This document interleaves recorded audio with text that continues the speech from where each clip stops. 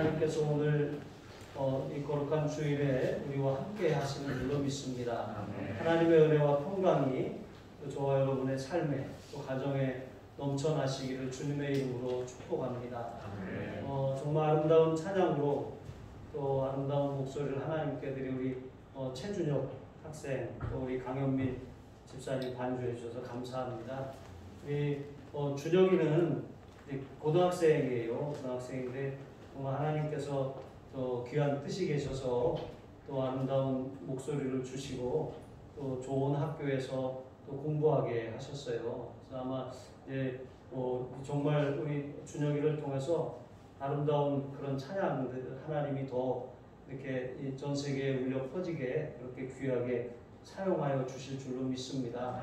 우리 강현민 집사님도 아드님이 성민이 장성민 우리 학생인데 이 친구는 대학생이에요. 네, 또 음악 목사가 되려고 하는 그런 꿈을 가지고 충남대에서 또 공부하고 있는데 어쨌든 우리 가정마다 하나님께서 맡겨주신 자녀들을 잘 또 양육하고 하나님이 주신 은사 또 부르심 또 달란트를 잘 발견해서 키워줄 책임이 부모에게 있습니다. 정말 우리 교회에도 우리 준혁이 같은 아이들이 또 성민이 같은 아이들이 또 길러지고 또 귀하게 쓰임받기를 바라고 또 하나님께서 우리 준혁이의 삶에 또 우리 성민이의 삶에 또 위대하게 탁월하게 아름답게 놀랍게 영광스럽게 사용하시기를 바라고 주님의 이름으로 축복합니다. 다시 한번 우리 박수하며 감사하는 네, 오늘은 하나님의 의라고 하는 제목으로 말씀을 전하겠습니다. 미국의 연방 대법원장을 지내신 호레이스 그레이 대법관님이 계십니다. 이분이 어느 날 거리를 걸어가다가 한 사람을 만났어요. 그런데 그 사람을 딱 보자마자 대번에 알아본 거죠. 그 사람에게 다가갔습니다. 그 사람이 누구냐면 교묘하게 법망을 피해 다니면서 무죄 판결을 받고 또 이렇게 이 거리를 이렇게 활보하고 있었던 사람입니다. 그래서 그레이 판사님이 그에게 가서 그를 붙잡고 이렇게 말했습니다. 당신이 유죄인 것은 나도 알고 당신도 알고 있습니다. 당신에게 꼭 일러둘 말이 있습니다. 후일에 당신은 인간보다 현명하시고 뛰어나신 그런 위대하신 재판관 앞에 서게 될 것입니다. 그분 앞에서는 공의로 판단을 받을 것이며 아무 그런 이 죄악도 아무 숨기는 것도 없이 다 만천하에 명백히 드러나게 될 것입니다. 그러면서 하나님의 이 세상의 법률이 아니라 하나님의 그런 재판대 앞에 설 것을 기억하십시오 하면서 그 사람을 이렇게 보냈습니다. 여러분 빛이 없는 곳에는 어두움이 지배합니다. 그리고 빛은 이 어두움을 물러가게 하는 힘이 있어요. 어두운 방 안에서 스위치를 탁 켜는 순간 어두움이 일순간에 사라지고 마는 것입니다. 하나님의 공의가 실현되지 못하는 곳에서는 죄인이 판을 치는 거예요. 하지만 공의가 실현되어질 때 하나님의 심판을 절대로 피할 수 없다라고 하는 것입니다. 한번 죽는 것은 사람에게 정하신 것이요 이후에는 심판이 있으리니 말씀하신 것처럼 우리는 항상 우리의 삶을 결산할 날이 온다라고 하는 것을 그렇게 기억하며 언제나 이 세상에 사는 날 동안 하나님의 의를 힘써 행하며 살아야 할 줄로 믿습니다. 지금까지 바울은 인간의 전적인 타락, 또 전적인 무능에 대해서 말했어요. 그러니까 사람이 전적으로 타락하고 전적으로 무능하기 때문에 이 하나님의 심판을 벗어날 길이 없고 또 스스로의 힘으로 구원에 이를 수 없다라고 하는 것을 설명했습니다. 자, 그 다음에 이제 3장 21절부터 5장 21절까지의 말씀을 보시면 이신득의 이제 믿음으로써 의롭다함을 얻는다라고 하는 말이죠. 이신득의라고 하나님께서 어떻게 믿는 자들에게 구원을 가져다 주시며 어떻게 의롭다함을 얻게 하는지 이제 그것을 설명하고 있습니다. 오늘 말씀을 통해서 몇 가지 교훈을 살피며 은혜를 나누겠습니다. 첫 번째로 우리는 하나님의 영광을 위해서 지음을 받았습니다. 21절에 보시면 바울은 율법의 행위를 통해서 의롭다 인정함을 받는 그런 길이 아니라 하나님께서 새로운 길을 제시하셨다고 그렇게 말씀하고 있는 것입니다. 그러니까 율법과 선지자, 구약을 통해서 하나님께서 미리 이제 말씀하셨는데 하나님께서 거룩하시고 의로우신 분이시기 때문에 사람에게 의를 요구하신다는 거예요.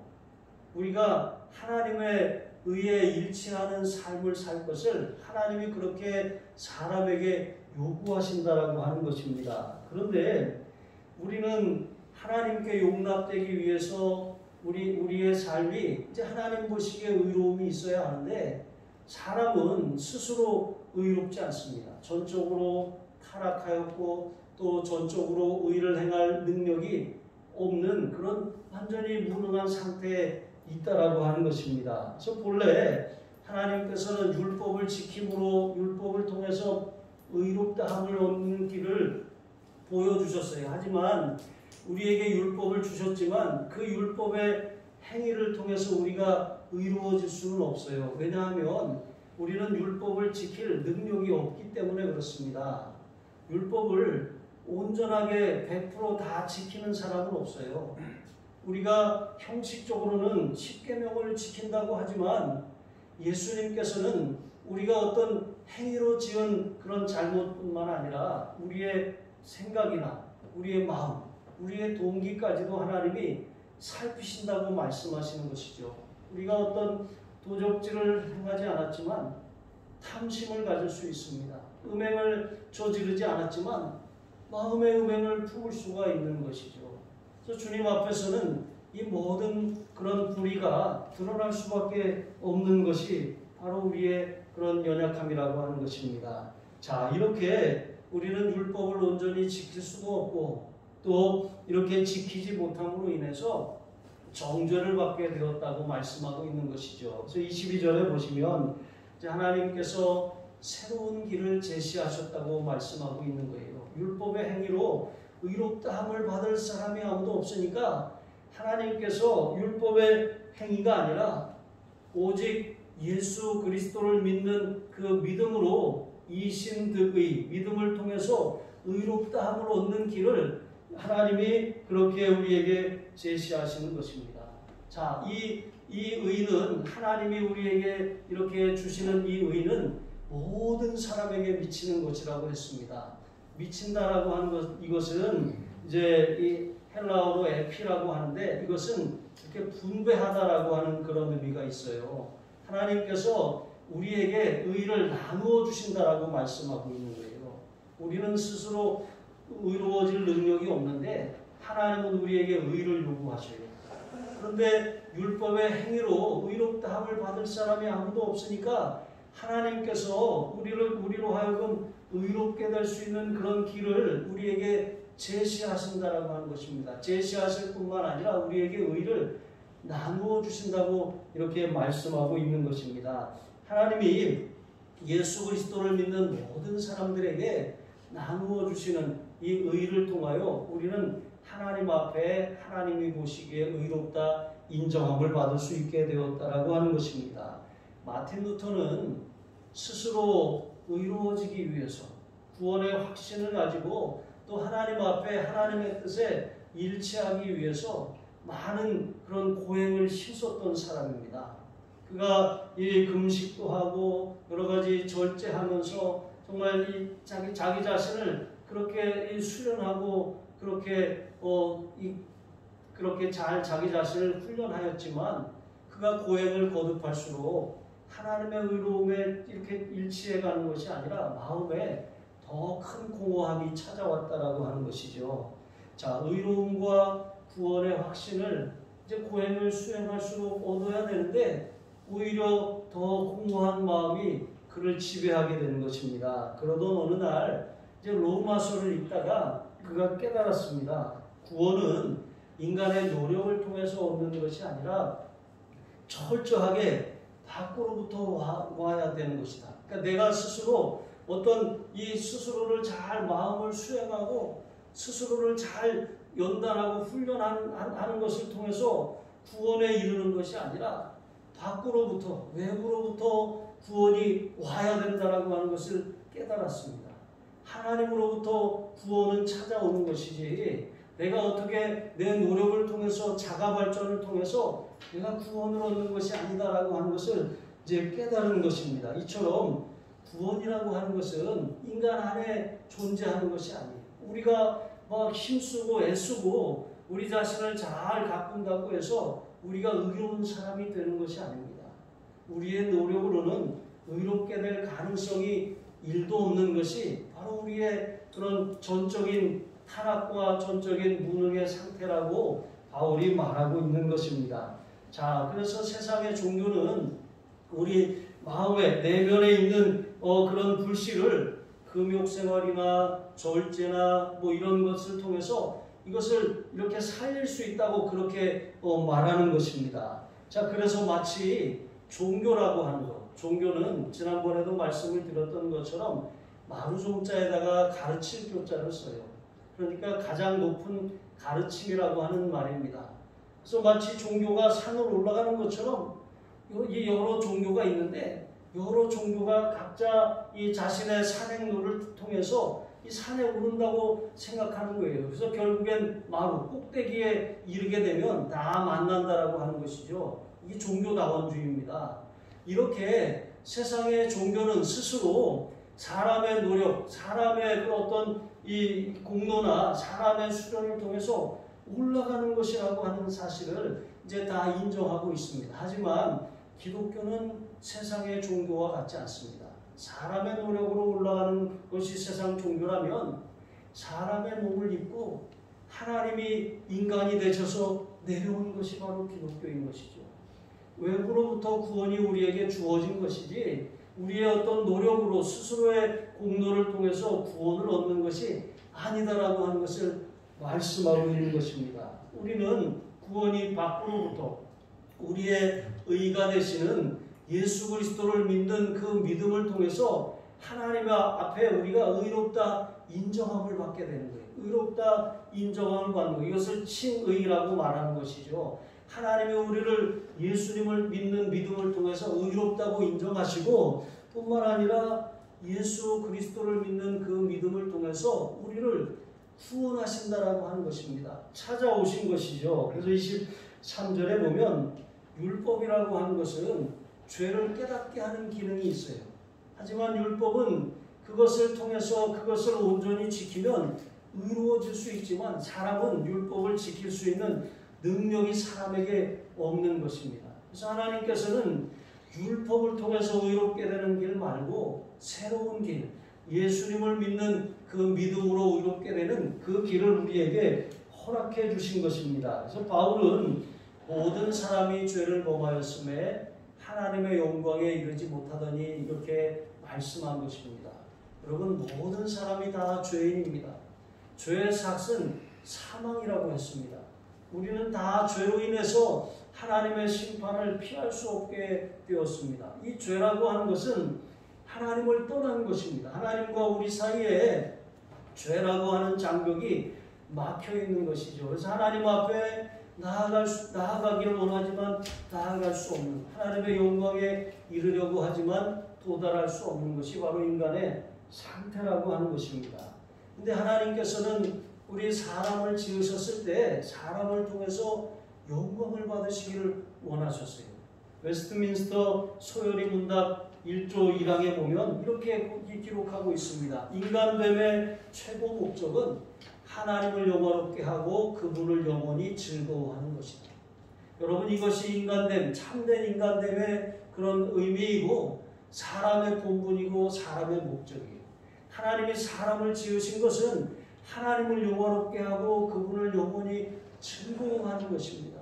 우리가 찬양이 정말 이 복된 것은 찬양을 통해서 하나님을 영화롭게 하는 것입니다. 하나님이 행하신 일들을 찬송하는 것 아니겠습니까? 여러분 이처럼 이것이 본분입니다. 그래서 우리가 찬양할 때 또 찬양하는 것을 들을 때 우리 마음이 편안해지고 정말 하나님과 찬양을 통해서 연결되는 것 같은 그런 경험을 하게 되는 것 아니겠습니까? 그래서 우리가 은혜로운 찬양을 들으면 은혜 받았다고 이렇게 고백하는 것입니다. 이처럼 사람은 하나님을 영화롭게 하고 또 하나님을 영원히 즐거워하는 그것이 사람에게 마땅한 위치이고 하나님께서 영광을 받으시기 위해서 사람을 그렇게 선택하시는 것입니다. 자, 이렇게 하나님께서 사람을 통해서 영광을 받으시기 원하시는데 그런데 사람들이 하나님을 모르고 하나님을 영화롭게 하지 않고 그렇게 살아간다는 거예요. 그 사람들에게 바울이 그래서 복음을 전하게 되었다라고 하는 것이죠. 복음을 전함을 통해서 복음을 들은 사람들은 우리가 하나님을 떠났구나. 우리가 죄 가운데 빠졌구나. 우리가 사단의 올무에 사로잡혀서 죄의 종노릇하며 살았구나라고 하는 사실을 자각을 하고 오직 우리의 구원을 위해서 예수 그리스도를 붙들고 하나님 앞에 나오게 된다라고 하는 것입니다. 그렇게 예수님을 통해서 우리의 하나님 앞에 이르지 못하게 만드는 그 죄의 문제가 해결되고 또 예수 그리스도를 통해서 우리가 다시 하나님과의 관계가 회복되어서 마치 아담이 범죄하기 이전에 하나님을 영원롭게 하고 또 하나님을 즐거워하며 하나님이 맡기신 그 동산을 잘 가꾸었던 것처럼 그렇게 이 피조물로서의 마땅한 위치를 회복하게 된다라고 하는 것이죠.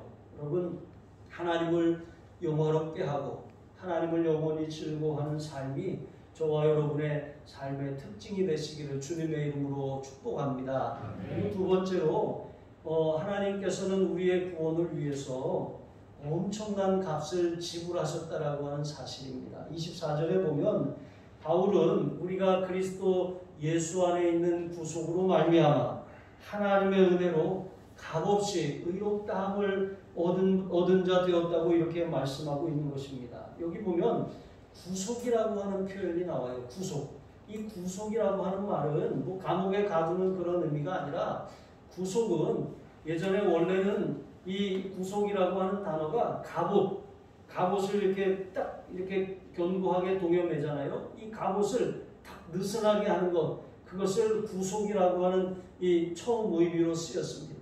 그러다가 짐승을 풀어준다라고 하는 그런 의미로 구속이라고 하는 단어가 사용되었고, 그리고 후에는 이제 죄수의 착고, 발이나 손에 차인 이런 착고를 풀어주는 그런 의미로 사용되었습니다. 그러다가 이제 바울 당시에 와서는 이제 죄수나 노예를 이렇게 완전히 해방시키는 것, 그런 그것을 속전을 지불하고 완전히 해방시키는 것을 구속이라고 하는 그런 의미로 사용하게 된 것입니다. 여러분, 그렇습니다. 우리가 그리스도 예수 안에 있는 구속으로 말미암아, 그러니까 하나님께서 그리스도 예수, 우리의 구원자 되시는 예수님을 속전으로 지불하신 거예요.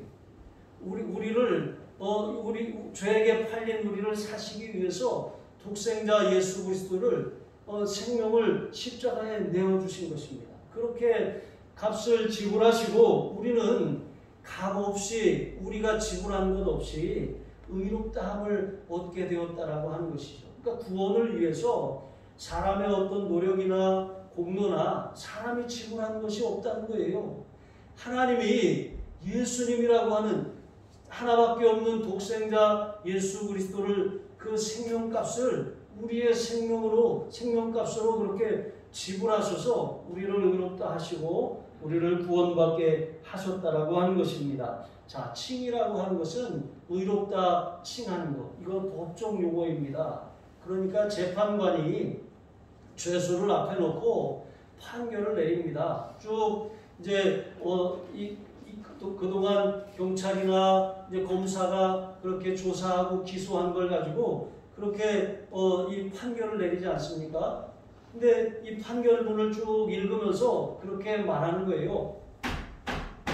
무죄. 이렇게 무죄를 선언하는 거예요. 그러니까 죄가 없기 때문에 이 사람은 이제 완전한 자유를 얻게 되는 것이죠. 해방하게 되었다라고 하는 것입니다. 이것처럼 하나님께서 예수 그리스도를 믿는 사람들에게 더 이상 죄에 대한 죄책, 또 죄에 대한 어떤 죄의식, 또 죄로 인한 그런 마음의 무거운 짐, 이런 모든 것들을 다 지불하시고 완전하게 죄 없음, 무죄라고 그렇게 선언하시게 되었다라고 하는 것입니다. 이것이 값없이 의롭다함을 받았다라고 하는 그런 의미인 것이죠.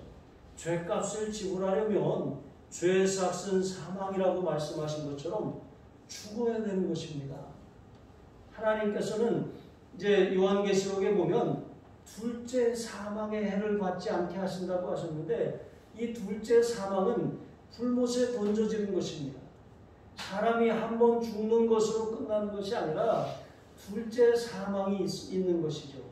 그런데 이 죄의 문제를 이 세상에 사는 날 동안 해결하지 못하면 둘째 사망, 이 지옥의 형벌을 면할 수 없게 된다라고 하는 것입니다. 그런데 우리는 우리의 죄에 대한 값을 우리가 치르지 않아도 되는 것이에요.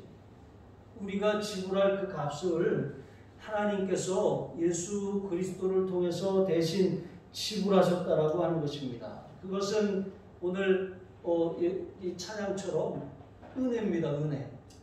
받을 자격이 없는 자에게 값없이 하나님께서 베풀어 주신 은혜입니다. 그래서 우리가 우리의 구원을 위해서 오직 예수 그리스도만 붙들면 우리를 의롭다 하시고 구원하신다라고 하는 것, 이것이 값없이 의롭다함을 주시는 하나님의 은혜인 줄로 믿습니다. 자, 이렇게 우리는 구원을 위해서 우리가 아무런 값을 지불한 것이 없다고 해서, 공짜라고 해서 여러분 그것이 무가치한 것이 아닙니다. 너무 비싼 것은 값으로 환산할 수가 없는 거예요. 우리가 갚을 수 없는 그것을 하나님이 대신 하나님의 독생자를 통해서 지불하셨다라고 하는 사실입니다. 이처럼 우리는 하나님이 엄청난 값을 지불하시고 우리를 구원하시고 우리를 의롭다 인정하신 줄로 믿습니다. 25절에 보시면 이제 바울은 하나님께서 예수 그리스도를 화목제물로 세우셨다고 말씀하셨어요. 세우셨다라고 하는 것은 이제 제시하시고 천명하시고 결정하셨다라고 하는 뜻입니다.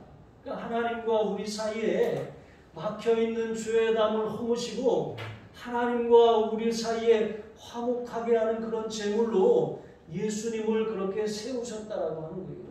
과거에 구약시대에는 짐승의 제사가 있었습니다. 그런데 이 양과 소, 염소로 드리는 이 제사는 사람의 죄를 아주 없이 하지는 못해요. 여러분, 사람이 죄를 지었으면 사람이 죽어야 하는 것입니다. 그런데 구약시대에는 하나님께서 짐승의 제사를 통해서 사람이 범한 죄를 간과하셨어요. 하나님이 이 사람의 죄에 대해서 그렇게 심판하지 않으시고 이렇게 오래 참으신 것입니다. 그런데 예수님이 십자가에서 죽으신 그 이후에는 단번에 예수님께서 영원한 속죄 제물이 되셔서 우리를 위해서 하나님과 우리 사이를 단번에 화목하게 하는 제사를 드리신 거예요. 그래서 우리가 이 사실을 믿으면 우리의 어떤 예수님의 그런 이 십자가의 공로는 어떤 것이냐면 우리가 과거와 현재와 미래에 짓는 그런 모든 죄들에 대한 하나님의 진노를 예수님에게 쏟으신 거예요. 예수님 십자가 위에다가 우리에게 쏟을 모든 진노를 다 갖다 쏟아 부으신 것입니다. 그래서 우리가 그 사실을 믿기만 하면 우리는 죄에 대해서 더 이상 정죄받지 않는 거예요. 심판에 이르지 아니하는 것입니다. 사망에서 생명으로 옮겨지는 것입니다. 둘째 사망의 해를 받지 않는 것이죠. 여러분, 이것이 하나님께서 우리에게 이 제시하신 새롭고 산 길이고 또 우리로 하여금 하나님의 의에 이르고 하나님의 구원에 이르고 하나님의 영광에 이르게 하는 그런 복된 길이라고 하는 사실입니다. 예수님을 보내시기 이전에 이 구약의 제사는 예수님에 대한 그림자였어요. 완전하지 않았습니다. 사람의 죄를 완전히 없이 할 수 없었어요. 하지만 하나님은 그때에는 이 사람의 죄를 짐승의 제사를 통해서 그렇게 간과하셨던 것이죠. 자, 사람은 하나님을 떠나서 죄에 빠지고 또 사단의 올무에 사로잡혀서 종노릇하면서 그렇게 살았습니다. 그런데 자, 예수님의 그런 이 십자가에서 흘리신 그 피값을 우리의 죄에 대해서 지불하시고 우리를 사신 거예요. 우리에 대해서 더 이상 죄에 대한 우리의 죄값을 물으시는 것이 아닙니다. 오직 예수님을 믿는 그 믿음을 붙들면 우리는 이제 아무런 죄값을 지불하지 않고도 하나님 앞에 의롭다 인정함을 받게 되었다라고 하는 것입니다. 자, 이렇게 26절 말씀해 보시면 자, 공의로우신 하나님은 이 인간을 심판하셔야 돼요. 만약에 하나님이 공의로우신데 사람의 죄에 대해서 심판하지 않으신다면 하나님은 공의로우신 분이 아니라는 것이죠. 근데 하나님은 공의로우시기 때문에 반드시 사람의 죄에 대해서 심판하셔야 됩니다. 근데 문제는 사람이 하나님에 의해 일치할 수가 없어요. 사람이 하나님이 요구하시는 공의를 만족시킬 수 없다라고 하는 거예요. 사람은 전적으로 타락하였고 사람은 또 의를 행할 수 있는 능력이 없다라고 하는데 문제가 있는 것입니다. 그래서 하나님께서는 창세 전부터 예비하신 예수님을 통해서 예수님에게 우리의 과거와 현재와 미래에 죄에 대하여 쏟아부을 그 진노를 예수님의 십자가 위에 다 쏟아 부으신 것입니다. 그래서 우리가 그 보배로운 피를 의지하며 하나님 앞에 나아갈 수 있고 또 우리의 죄에 대해서 씻음을 받을 수 있다라고 하는 것을 기억하시기 바랍니다. 자, 하나님께서 이렇게 이 공의로우셔서 죄인을 심판하셔야 하고 또 이 죄인된 우리가 하나님의 뜻에 일치할 수 없어서 죽어마땅하다라고 하는 그런 이 처지에 놓여 있었다라고 하는 것이죠. 그런데 하나님께서 예수님을 십자가에 죽게 하심으로 나무에 달린 자마다 저주 아래 있는 자라고 말씀하셨거든요. 그러니까 예수님에게 우리가 당할 죄에 대한 저주를 다 쏟으셨어요. 그래서 죄에 대해서 하나님이 심판하심으로 하나님의 공의를 입증하셨습니다.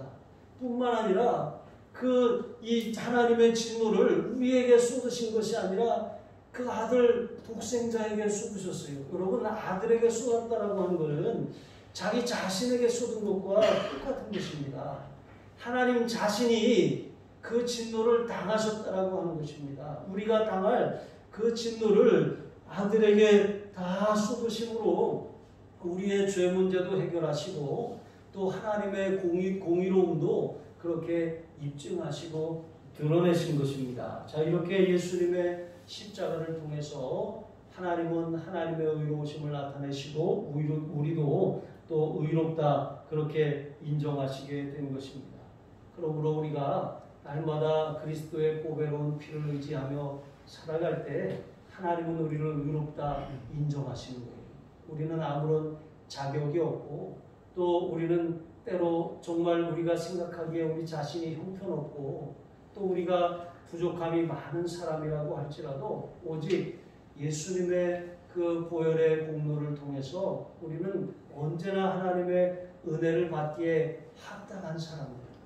우리가 때를 따라 돕는 은혜를 얻기 위하여 은혜의 보좌 앞에 나아갈 수 있는 그 길이 예수님의 십자가를 통해서 열렸다는 것을 기억하시고 나는 자격이 없지만 내가 믿는 예수님, 그 예수님으로 인하여서 나는 언제나 하나님 앞에 자격이 있다라고 하는 그런 은혜 속에 확신을 가지고 살아가시기를 바랍니다. 자, 세 번째로 오직 우리는 믿음으로 의롭다함을 얻을 수 있습니다. 이것을 이신득의라고 합니다. 믿음으로써 의롭다함을 얻게 되었다라고 하는 것이죠. 인간이 의롭다, 하나님 보시기에 의롭다 인정함을 받는 것, 하나님에 의해 하나님이 요구하시는 그 의의 기준에 일치하는 것, 그것은 사람의 노력이나 공로로 될 수 있는 것이 아닙니다. 사람이 의롭게 되는 것은 전적인 하나님의 은혜입니다.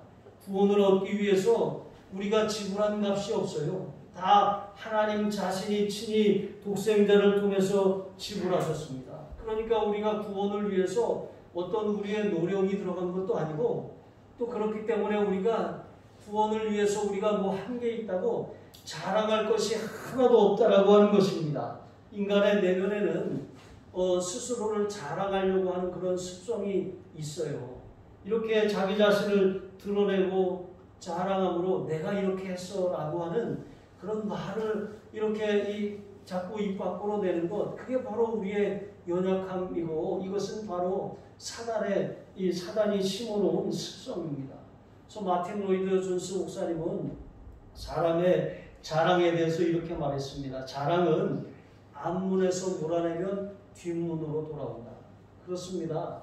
이 자랑이라고 하는 것이 얼마나 우리로 하여금 우리의 마치 구원이 우리의 공로로 되는 것처럼 착각하게 만들고, 또 우리가 은혜로 사는데 하나님의 은혜로 산다라고 하는 것을 순간순간 잊어버리게 만드는 거예요. 그리고 정말 오직 예수님만 의지하고 예수님만 자랑해야 되는데도 불구하고 우리 자신을 드러내고 우리 자신이 인정받으려고 하고 우리 자신을 자랑 삼을 때가 많이 있다라고 하는 것입니다. 그래서 바울은 그리스도 예수의 십자가 외에는 자랑할 것이 없다고 말했어요. 혹여라도 자기가 무득불 자랑하게 된다면 자신의 약함을 자랑할 것이라고 말하는 것입니다. 여러분, 우리가 바로 그와 같아야 한다는 것이죠. 오직 예수님만 자랑하시기 바랍니다. 그리고 혹시 자랑할 것이 있다면 잘남을 자랑하지 마시고 연약함을 자랑하시기 바랍니다. 우리의 약함, 그런 약함은 오히려 하나님을 더욱더 의지하게 만들고 정말 예수님의 은혜가 필요하다는 사실을 더 고백하게 만드는 것 아니겠습니까? 그래서 27절과 28절 말씀에 보시면, 그래서 바울은 오직 믿음의 법을 자랑해야 한다고 말하고 있습니다. 사람이 의롭게 되는 것은 율법의 행위가 아닙니다. 오직 믿음으로 되기 때문에 그렇습니다. 믿음의 법은 믿음의 원리를 말하는 거예요. 여러분, 믿음도 사실은 우리가 복음을 전하면 복음을 전한 것을 우리가 듣고 우리가 반응하잖아요. 그래서 믿음으로 내가 반응했기 때문에 내가 구원을 받은 거야. 그러면 이 믿음 자체도 하나의 어떤 행위가 될 수 있다라고 하는 거예요. 그런데 바울은 그것조차도, 이 믿음도 내가 어떻게 그런 것을 반응해서 구원을 내가 붙드는 것이 아니라 그 믿음조차도 하나님께서 주신 것이라고 말하고 있는 것입니다. 그래서 요한 웨슬리 목사님은 믿음은 우리 안에서 역사하시는 하나님의 행위다라고 말했어요. 사람은 사실 자랑할 것이 하나도 없어요. 우리의 구원도 마찬가지고 우리의 삶의 모든 것이 다 하나님의 은혜입니다. 하나님이 공급하시는 힘으로 우리가 살며 호흡하며 기도하는 것이지, 우리가 어떤 능력이 있거나 어떤 힘이 있어서 우리가 어떤 탁월하기 때문에 어떤 일을 감당하거나 그 자리에 서 있는 것이 아닙니다. 다 하나님의 전적인 은혜이고 하나님이 우리의 삶에 베푸신 그런 축복의 결과인 줄로 믿습니다. 복음을 들은 우리가 믿음으로 반응했지만 믿음조차도 하나님의 역사예요. 우리 마음에 마치 화학 반응이 일어나는 것처럼 영적으로 성령께서 우리의 삶에 그 복음이 들려지게 하시고 우리로 하여금 우리의 영이 그 들려진 복음에 반응하게 하신 것입니다. 하나님이 아니면 구원받는 것조차도, 우리가 복음을 받아들이는 것조차도 우리의 노력으로 되지 않는다는 것을 말씀하고 있는 것입니다. 자, 29절 말씀해 보시면 이제 유대인들이 이제 하나님은 오직 자신들만의 하나님이고 또 이 자신들만 하나님의 백성이라고 여겼습니다. 그래서 하나님이 이방인의 하나님이 되신다거나 이방인을 사랑한다는 것은 있을 수가 없는 일이었어요. 그러니까 그러니까 이방인들이 하나님의 백성이 되고 하나님의 사랑을 받으려면 그들은 자신들처럼 유대인이 되어야 한다고 말한 거예요. 할례를 행하고 율법을 지켜야 한다라고 하는 것이죠. 자, 이렇게 그들이 유대인만의 하나님이고 유대인들만 하나님의 사랑을 받는다라고 말하고 있는데, 그런데 하나님께서, 바울은 그렇지 않다고 말하는 거예요. 이방인이나 유대인이나 다 똑같이 오직 예수 그리스도를 믿는 믿음으로써 의롭다함을 인정함을 받는 것이고 믿음을 통해서 구원을 받는 것이다라고 그렇게 말하고 있는 거예요. 하나님은 같은 하나님이라고 말씀하고 있는 것이죠. 그래서 할례자나 무할례자나 다 의롭다 하시는 하나님은 한 분이시라고 말하는 것입니다. 그런데 이 유대인들은 그것을 이해하거나 받아들이지 못하는 거예요. 우리도 그럴 때가 있습니다. 이제 탕자의 이야기 아시죠? 자, 탕자가 이제 그 아버지를 떠나서 아버지의 재산을 미리, 아버지가 살아있는데 유산을 상속받아서 그것을 가지고 떠나는 거, 이거 굉장한 불효입니다. 그런데 아버지의 재산, 자기의 몫을 받아서 먼 나라로 가서 허랑방탕하게 살다가 그 모든 것을 다 잃어버렸어요. 그리고 이제 아버지 집으로 돌아왔습니다. 그런데 형은, 집에 아버지를 모셨던 형은 이 동생을 이해할 수가 없어요. 아버지의 재산을 미리 받아서 창기와 함께 다 탕진하고 돌아온 이 동생을 이해할 수가 없는데, 그런데 아버지는 이 동생을 위해서 잔치를 배설하고 금가락지를 띄우고 또 이 송아지를 잡고 좋은 옷을 입히고 발에 신발을 신기고 잔치를 벌이는 것입니다. 그런데 이 형은 그것을 이해할 수가 없었어요. 그래서 잔치에도 들어가지 않을 뿐만 아니라 분노하였던 것입니다. 자, 이처럼 이 탕자의 아버지의 마음이 그와 같아요. 하나님께서는 죄인을 용서하시고 의롭다 하시고 사랑하시는 일에 조금도 불편함이 없어요. 그런데 먼저 믿은 사람들이 사실은 문제예요. 유대인들도 먼저 자신들이 선택받았다라고 생각하기 때문에 이 이방인들, 나중에 이 그리스도인이 돼서 교회 안으로 들어온 그 사람들을 용납하기가 어려웠던 것입니다. 여러분, 하나님은 모든 사람을 사랑하셔요. 우리가 생각하기에 저런 사람은 좀 교회 안 왔으면 좋겠다.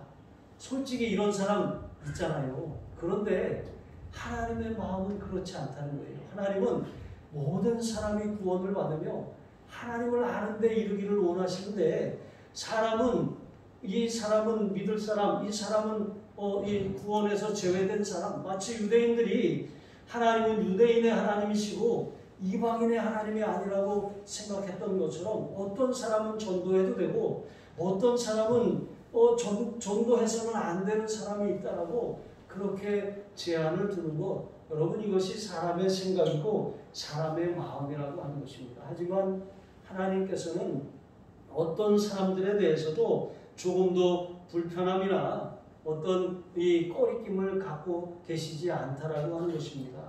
그러니까 유대인이나 이방인이나 다 오직 예수 그리스도 안에서 예수 그리스도를 통한 그 보혈의 공로를 통해서 구원을 받으며 하나님 보시기에 의롭다 인정함을 받으며 하나님의 영광에 이르게 된다라고 그렇게 말씀하고 있는 것입니다. 자, 이렇게 우리는 이신득의 믿음으로써 의롭다함을 받는 것이지 어떤 사람의 노력이나 어떤 배경이나 자격을 통해서 구원을 받는 것이 아니다라고 하는 것을 바울이 말씀하고 있는 것입니다. 오직 예수님을 믿는 이 믿음을 끝까지 붙드시기를 바랍니다. 우리가 구원받은 것도 예수님을 믿는 믿음으로 구원을 받는 거예요. 우리가 살아가는 모든 삶의 그런 능력도 오직 예수님이 주시는 그 능력을 힘입어서 하나님이 예수 그리스도를 통해서 우리의 삶에 베풀어 주시는 그 은혜를 통해서 우리가 살며 호흡하며 기도하며 서 있는 것입니다. 우리의 능력이나 우리의 노력이 아닙니다. 정말 오직 예수님을 믿는 이 믿음을 통해서 의롭게 될 뿐만 아니라 예수님을 믿는 믿음을 통해서 하나님이 주시는 귀한 은혜를 날마다 받아 누리시는 저와 여러분이 되시기를 주님의 이름으로 축복합니다. 기도하시겠습니다. 하나님 아버지, 오직 예수 그리스도만이 우리의 구원이시며 의로움이 되십니다. 언제나 우리의 공로나 노력이 아니라 예수 그리스도를 신뢰하는 믿음으로 천국까지 이르게 하여 주시옵소서. 우리 주 예수 그리스도의 이름으로 기도합니다. 아멘.